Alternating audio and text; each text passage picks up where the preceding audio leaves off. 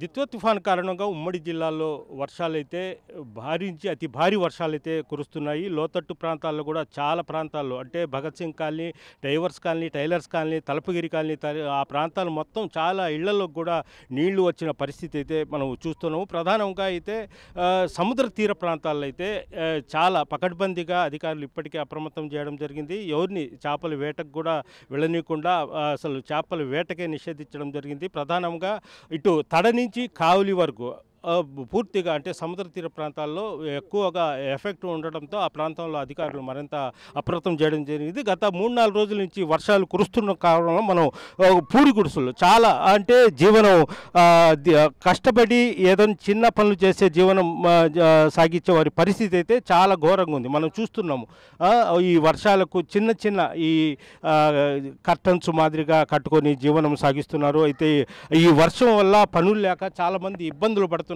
పరిస్థితులు కూడా మనం చూస్తున్నాము.